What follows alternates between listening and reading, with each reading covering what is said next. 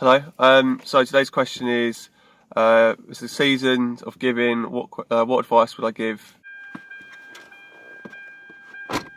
Oh, hi.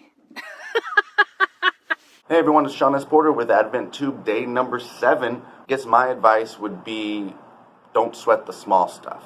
Because obviously, when it's all said and done, the little things don't matter, and we didn't work on the things that did enough.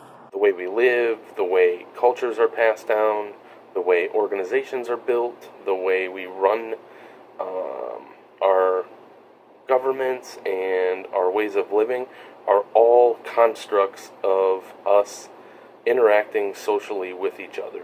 We should always be kind to others, just be kind to everyone that you see, just be nice to everyone that you meet. If you can offer your hand of support, if you can give them a little bit of support, that goes a long way. Patient and persistent is one, and the other one that's combined into two is happiness is the ROI, which is the return on investment, and those two kind of key points is I combine into one because it's quite true to what it is. So you should be chasing not money but chasing happiness in life. If you're chasing the money, then you're doing it all wrong. I would say give yourself some mental space to operate. It's a very overwhelming time, the end of a year. End of a year energy, start of a fresh year, as it feels for me as a ground sign anyway. Be very aware of yourself, your body, your mind, your whole presence. Like, be careful of cascading into a bunch of energies and events, because everybody's in a different place in their journey at this time of year. There's a lot of floating around energies from people's brains. And just take care of yourself. Take time out, drink lots of water, meditate. Literally think about doing some of those things. Take a walk, take a big long walk, get some air into your lungs. That's the best advice I can give you at this time of year. I don't want to make it too long today, but I would say, whatever you do work-wise on yourself, emanates outwards. I want to give only one advice, and that is people who are running behind materialistic aspects, we have to stop it, because we own nothing here. Just think about that. We own nothing here. Everything is holding by nature, and one day nature will going to take back it. If you see, it's happening. So don't run for materialistic aspects. Instead, less is more, and simple is greatness. Hi there, family. So the question of today is to give an advice. Advice that I could share that has helped me, or kind of forms the way I think and probably, hopefully could help one of you. And the thing is that I've learned in my life is to take chances and take a lot of them. Never be scared of your mistakes and the obstacles that get into your way. If there is something that you want to do, you just have to do it. I'm speaking of that right now, sitting in Chiang Mai, Thailand, working from my laptop.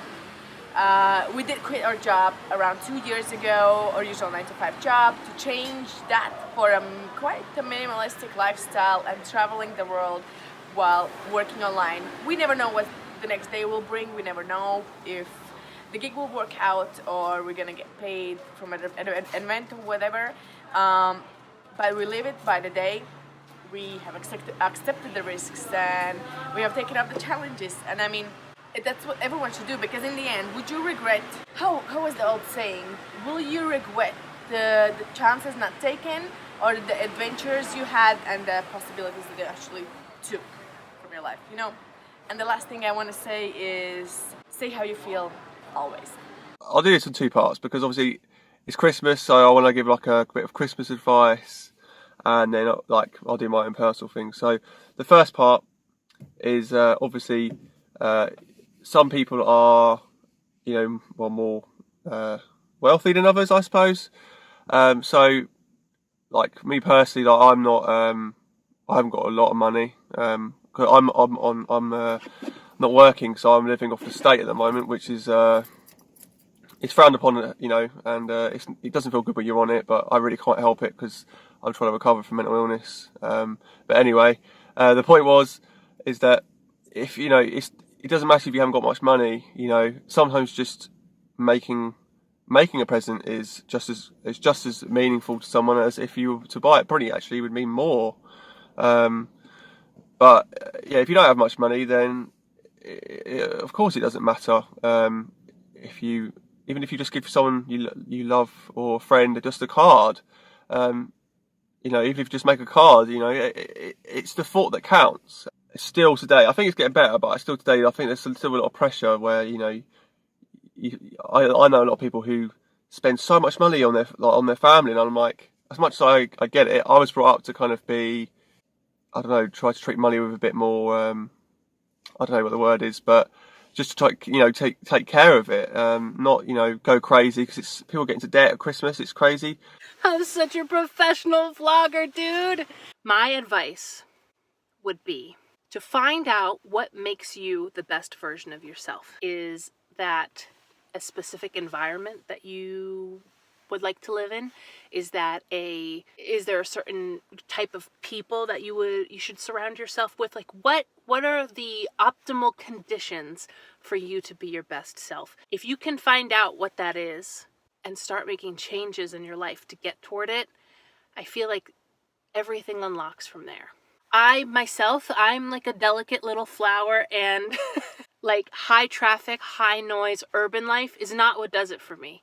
I used to think that it might until I lived there, and it's not good for me. Like what are those things? What are the things that really activate you and make you your best artist, your best creator, your best partner, your best parent, whatever it is, those things that activate you and ground you and bring you back to the best version of yourself. Figure out what they are, write them down on a list, get a dream board going, or whatever you need to do to start activating changes and moves towards maybe a life that's a little bit more similar to that. And you should be willing and able to take the time worrying about inconsequential things and put it towards things that are going to make you happier. These kind of thread together these last couple questions to me. More so, my advice is to not worry about the small things. Don't sweat the small stuff, because that's been my problem in the past. I pick a hill to stand on and I ain't fucking moving. And it's been a problem in my past. It's something I'm still dealing with. But in the end, it doesn't matter because I've got support and I'm, you know, working on it. But I see how it's improved my life, not sweating the small stuff. I guess the trick is knowing what's really small and what's not, because some things might seem like they're small, but be connected or be happening or somehow related to a bigger issue. Quite often what I've found is that people help each other. They try to help another person, but they expect them to do the same in return. And if a situation turns up when that does not really happen, they tend to be very disappointed. They tend to be very upset.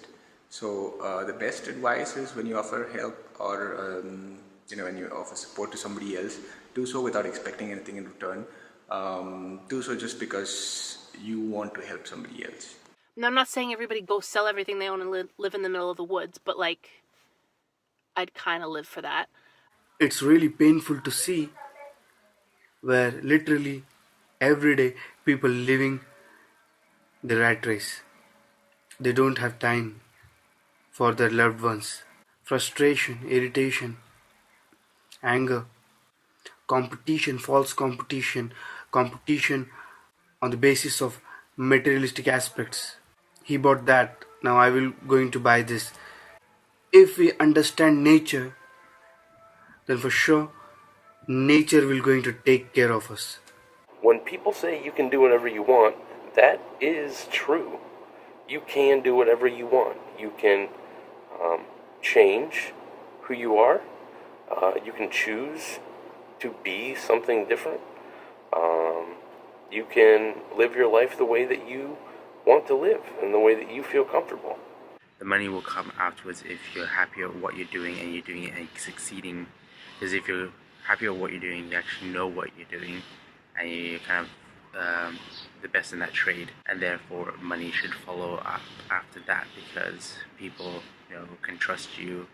They know that you know your shit, and therefore, yeah, they spend money on what you're kind of saying or doing or what you're proposing. And the patient and persistent advice is on anything. Like, you can see that people who are really successful on, you know, on the world, but also just on this platform like steemian, ADVENTUBE, and other kind of social media sites, the ones that are successful have been doing it day in, day out, slowly building up followers, slowly putting out content there, and just have been patient but persistent at what they're doing.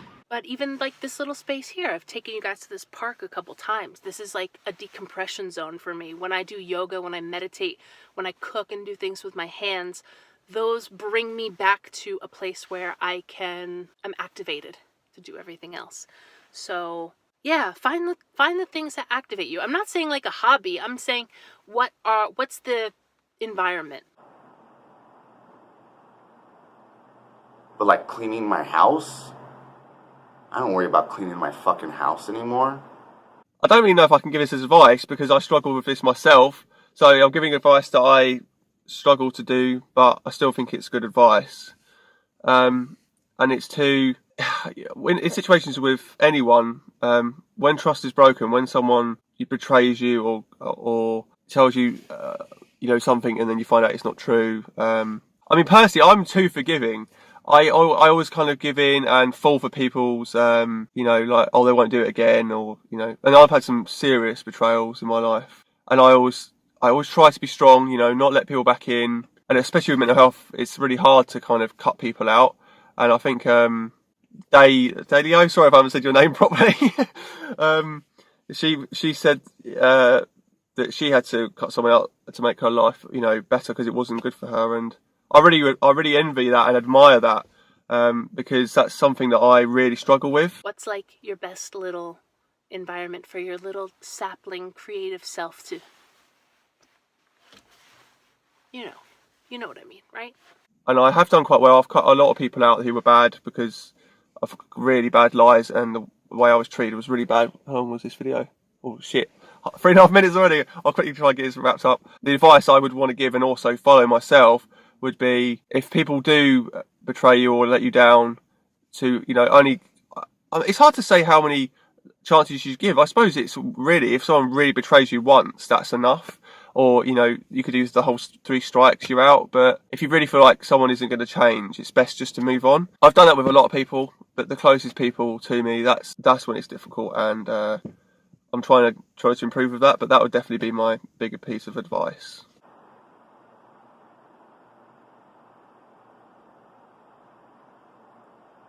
I'm not going to worry about spilt milk. I mean, the house stays decently clean. I don't live in a, you know, pigsty. But I'm also not one of those people where, like, you walk into the house and you're afraid to do anything. Nature will going to bless us. And every materialistic aspect is perishable aspect. So, stay simple and less is more. Doesn't mean everyone always has to agree with you. It doesn't mean that it will be easy or better or right or wrong. It just means that that all of our constructs around us are socially created. They're created by us talking to one another. So at any point, if you want to do something different and you're not happy where you're at, then you can change it. You know, have you ever had the Comcast guy come over and he's about to come in and he puts the little plastic things on his boots? You look down, you've got your everywhere shoes on like a piece of shit. That's my house. I don't care, man. Just come in. Making me feel weird about my own house. Anyways, don't sweat the small stuff. You gotta joke more. That's a twofer maybe, you know? Find the humor in things. I have a dark ass humor, and that's because I can find the humor, or I appreciate other people seeing the humor in weird things. Don't take anything for granted. And it's quite true to both aspects of, obviously, if you're in a well-off position, then you should take it for granted and you should always be wary and cautious. But it could also mean the opposite when you're down and let's say, poor and you think there's no way to go, don't take it for granted. There will be a path for you to take. So yeah, don't sweat the small stuff. That's what I say.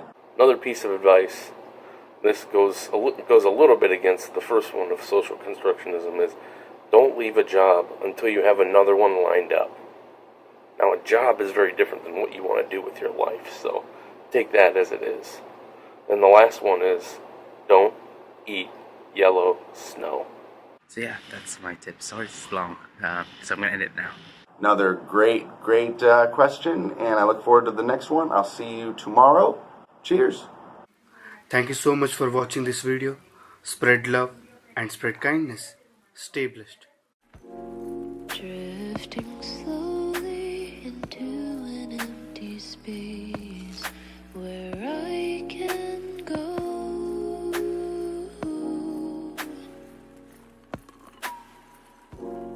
I'm just a roadblock for you, it seems. It's never enough, but I care so deeply. Holding